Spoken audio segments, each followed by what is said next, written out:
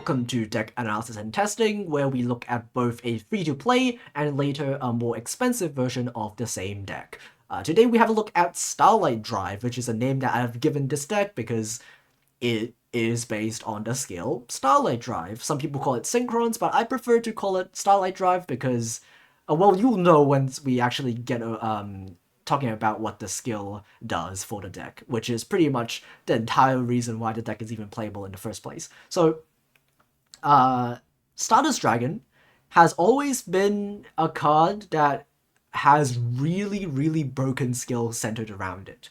Yusei always has those kind of anime crazy skills that cheats out Stardust or makes shooting Star Dragon really easy to summon, or in the bond that illuminates the future, that skill, it just lets you make Quasar on turn 3. It's ridiculous, the things that Yusei can get away with.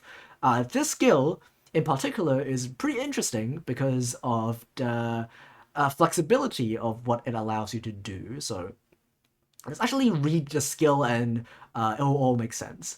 So Starlight Drive is a skill that can be used once per turn if your deck contains 7 or more tuners. Notice that it says once per turn. Once per turn and not once per duel. And that is, simply put, really good.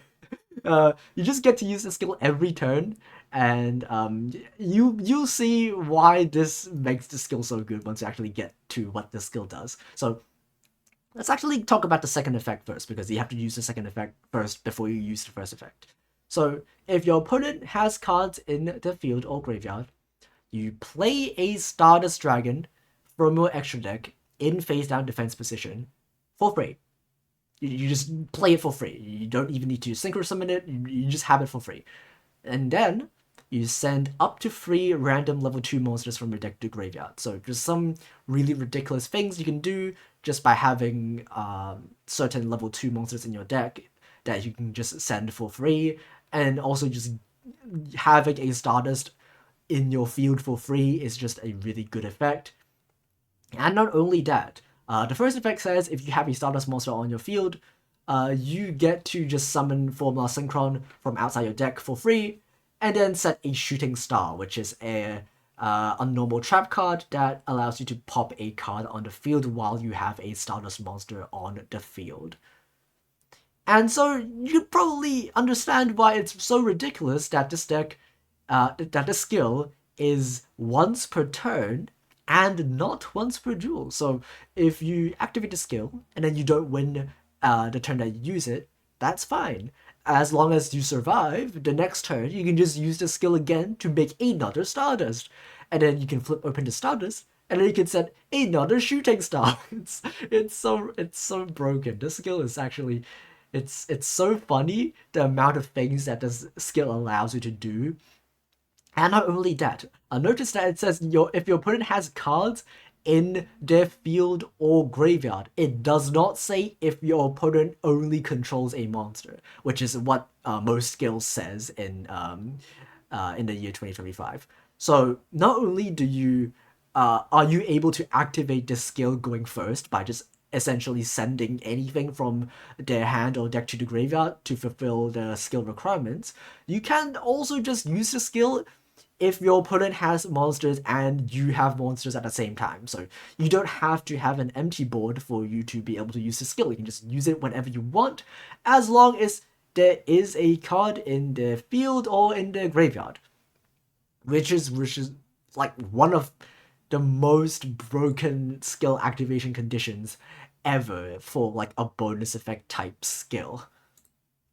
So that's why we were just playing 9 cards in the deck that allow you to essentially just use that skill effect even if you go first. We have 3 copies of Dark Will Dealings, which discards a card from your opponent's hand.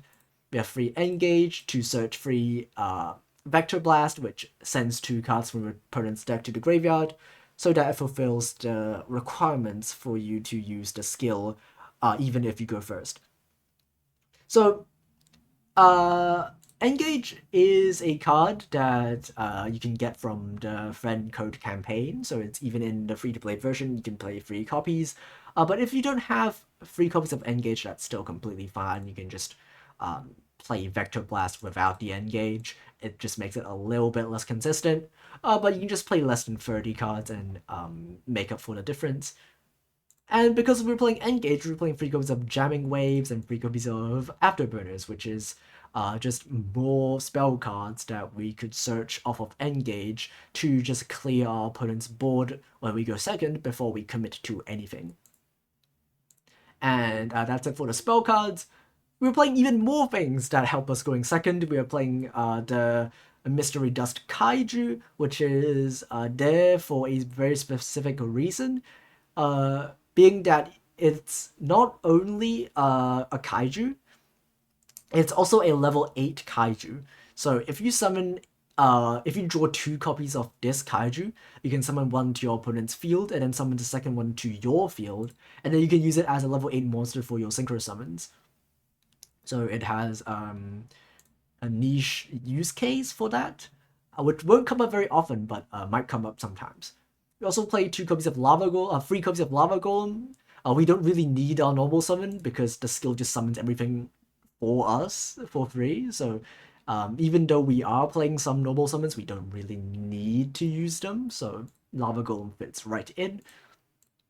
And for the tuners, we're playing free Debris Dragon and free Junk Synchron. We're just playing tuners to kind of fit the quota for the 7 tuners that we need to play. In the expensive version, you'll be able to see that we are actually just playing hand traps. We're playing free Veiler and free Mourner as the free tuners that we need to play. But in the free-to-play version, we can't really play those expensive hand traps, so instead we're just playing a good normal summons that work well with our skill. So both Debris Dragon and Junk Synchron, these 2 cards basically allow you to Synchro Climb into Crystal Wing Synchro Dragon when you go first. So for the case of Junk Synchron, you can summon a copy of the level 2 Junk, whatever it is. It's not Bacon Saver. Bacon Saver is not in this deck. It is the Bacon Saver is in the expensive version. The free-to-play version has the Junk level 2 that summons a tuner when used as a synchro summon. You'll be able to see it in the replays. So that summons a Matrix, and then you revive the Junk Synchron, and then that makes the Crystal Wing. Or for the case of Debris Dragon, you can use it to revive the Hedgehog, and then you can make a copy of the Gaia Dragon Shell, which is a dragon monster, because Debris Dragon must use itself for a synchro summon of a dragon monster, so you use it to make the level 6 dragon synchro, and then you can summon the Plague Spreader from the graveyard, and then make a copy of Crystal Wing. So either way, you're getting to a Crystal Wing just by using your normal summon, which is pretty good when you go first. For the free level 2s, we're playing 1 copy of Plague Spreader, 1 copy of Quill Bolt Hedgehog. So these 2 combined makes a copy of Arclight, and that's an Omnigate, so that's pretty good. And the third copy is not Bacon Saver, it's a mistake on my part. It is the Junk Converter, which is level 2 that when it is used as a synchro material, it gets to summon back a tuner from the graveyard, which makes you enough material to make the Crystal Wing when you go first. Bacon Saver will be in the expensive version. And that's pretty much for the main deck. We are playing only Synchro monsters in the extra deck because that's the only things that we will be summoning. I'm playing 2 Starless Dragons. We only have space for 2, otherwise you want to play 3 copies. We're playing the end board pieces for the combo. We're playing 1 Starless Warrior, 1 Changying as like a alternative level 10 synchro that you could make. Arclight that you can make using Plague Spreader plus Hedgehog. And we have 1 copy of the Dragon Shell, 1 copy of Crystal and Matrix, both of which are mid combo pieces that you need to make the Crystal Wing Synchro Dragon. And finally, a copy of Ruddy Rose Dragon as kind of a level 10 that gets rid of all cards in the graveyard, which really, really kills your opponent's follow-up after you kind of clear your opponent's board, and if they survive and still have stuff left in the graveyard. Okay, so this is the expensive version, and as you can see, it's barely even a deck. It's all just staples, hand traps, spells that break boards, and just free random level 2s. And that is actually just enough for the deck to be able to win games because the skill just does everything for you. So instead of just playing more Sky Striker spells, we're just playing a single copy of Jamming Waves, and instead we're just playing hand traps. We're playing free Nibiru, free Mourner, and free Veiler to meet the tuner requirements. We're playing free Infinite Impermanence, which is both a hand trap and a board breaker. 2 Kiteroid in case we don't draw combo, we can still stall for game. And we're still playing free Lava Golems, and the free level 2s are Plague Spreader, Quill Bolt, and this time it's actually Bacon Saver and not Junk Converter. And the extra deck, we're playing 3 Stardust Dragons because we're not playing Crystal Wing. We can't make Crystal Wing in this version because we're not playing Junk Synchron or Debris Dragon. So instead, we can just use our extra deck space for more copies of Stardust Dragon. And we can also play 2 copies of Cheng Ying and a copy of Hastor as like a going second level 4 synchro that you can make. So with that, let's have a look at some games. Okay, let's have a look at the first replay. We're playing against Blue Eyes, and if you skip to the replay and not heard about me talking about the deck, we are playing Junk Converter instead of Bacon Saver, so the deck list is a bit wrong, but the version in my website should be correct. So with that said, let's see what we can do. The deck is pretty good going second because we pretty much built our entire deck to go second. So even though we drew one of the level 2s, it's the best level 2 to draw because Junk Converter can send itself to the graveyard. And Lava Golem will pretty much take care of most of our opponent's end board. And the few interactions that remain should not be too big of a problem because of skill. Our opponent knows what we were playing and they're making Xenophon, which kind of sucks. That kind of turns off pretty much all of our level 2s because all of them need to work in the graveyard.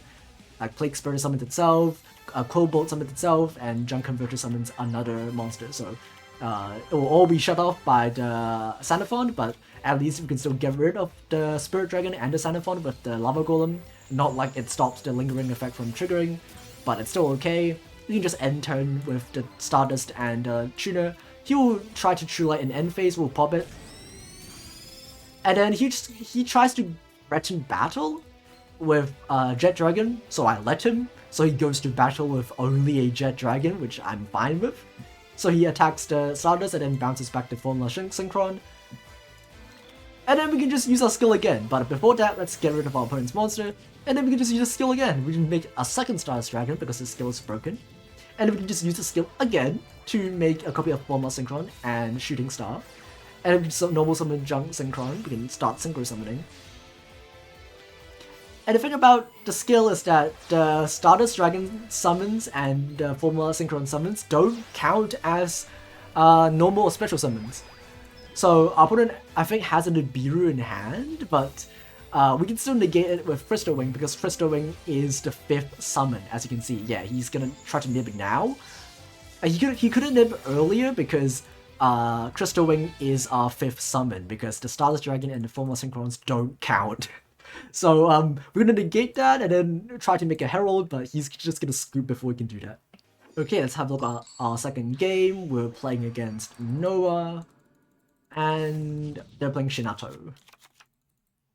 We have a pretty okay hand. We have a pop. Kind of depends on what we draw of Dark World Dealings, but either way, it should still be pretty straightforward game. This deck is pretty simplistic, not too many things to kind of keep track of because you're just essentially using your skill. And yeah, opponent is going to kind of combo off a bit. I still have no idea what spirits do to this day. Like, I don't know what the combos accomplish, but I can still kind of play around it just by looking at what they end on.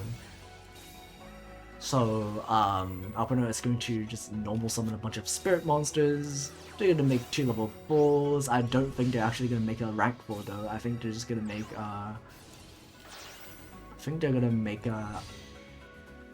IP, I think? For some reason they're making Proxy Dragon, because they want to make Decode Talker Heat Soul and draw a card for free. I don't know why that would be better than making a rank 4, but you know what, I don't really mind. Okay, they're gonna set free and pass. I'm gonna use the trap in standby, just as usual. And we drew Engage, which means we can force out some back row before we commit. They're gonna tag out into IP, and that's no big deal. We can go engage, grab ourselves jamming waves to force out some back row. He's gonna draw, which stops our dealings, but that's kinda okay. We don't really need the one draw from dealings, no big deal. We can still use our skill, and then we can summon our Synchrons for free. We're gonna use a shooting star to force out the last remaining unknown back row, and then we're gonna make a copy of Cheng Ying, which is a pretty good card to go for when you go second, because Stardust Warrior is what you want to make when you go first, but Cheng Ying will actually trigger when you use Plague Spreader Zombie as synchro material, because when it is banished by its own effect, you can trigger Cheng Ying's effect to banish a card from your opponent's field. We can't OTK, but we can still put up free interruptions. Our opponent will droplet one of our monsters. They can't send monsters from their hand because of our Arclight, and they'll just negate one of our Crystal Wing, but they can't play through our interruptions, so they will just scoop anyway. Okay, third and final game. I believe we are playing the expensive version, and the expensive version has a worse endboard going first, but a lot better when they go second, just because of the amount of non-engine that we are playing. And the going first endboard for the free-to-play version will end on Crystal Wing Synchro Dragon if you open any of the 6 copies of the normal summon tuners. But for the expensive version, you're always ending on this endboard, which is Arclight plus the Quick Synchro from Formula Synchron, plus the Shooting Star Trap, plus the non-engine that you draw. So we're gonna negate the Eclipse, unfortunately. That forces out the negate. So I'm not gonna Synchro summon the Stardust Dragon away, because I'm leaving the Stardust Dragon for the trap, which destroys cards on the field. So Stardust Dragon will be able to negate that and leave us with the 2 back row on the field that we can use later. So our opponent will try to pop, will tribute our own Stardust to negate, and our opponent will try to Kyberman. We'll imperm that. We should probably use Veiler first, but it doesn't really matter too much.